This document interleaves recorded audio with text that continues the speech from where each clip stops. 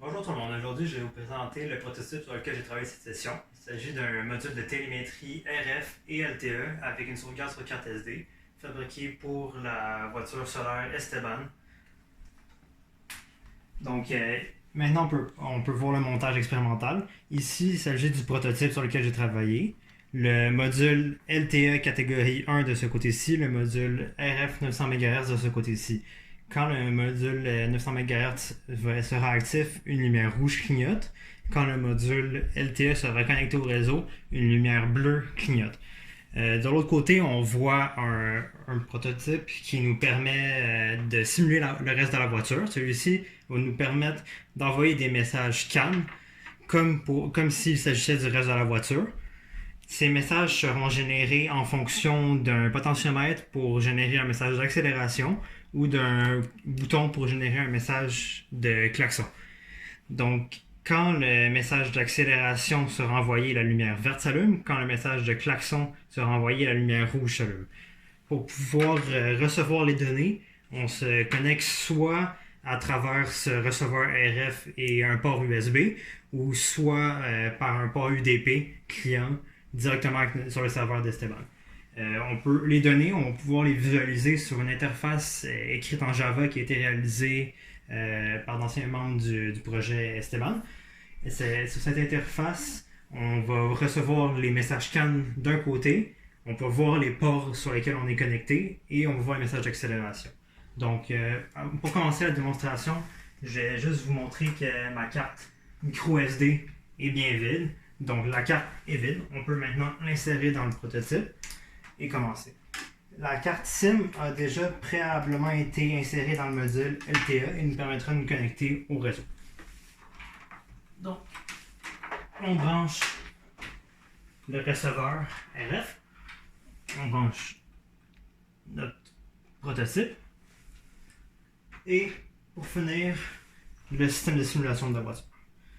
Donc, en premier, on va valider le module RF en se connectant par USB.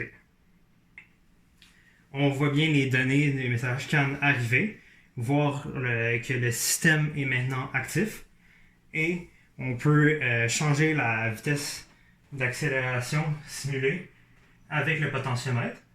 On voit ici, donc sur le graphique, changer la vitesse d'accélération et la lumière verte nous indiquer qu'il y a des messages CAN sont envoyés pour le message d'accélération. Pour le klaxon, il s'agit de la lumière rouge qui sera activée, ainsi qu'on voit les messages de klaxon apparaître sur le journal des données. Donc, c'est bon pour le module radiofréquence. On se connecte maintenant au serveur d'Esteban. On voit maintenant les messages rentrer à travers le serveur.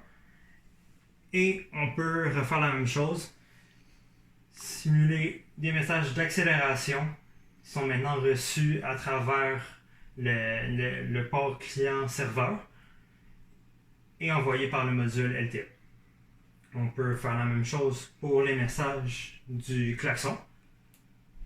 Et on finit la démonstration en montrant que cette petite case verte nous permet de nous dire que le système est activé. On a 3 barres de connexion cellulaire et on a la dernière heure qui est mesurée sur le réseau cellulaire. Donc, on débranche maintenant le montage et on peut regarder le journal de données sauvegardé sur la carte micro SD.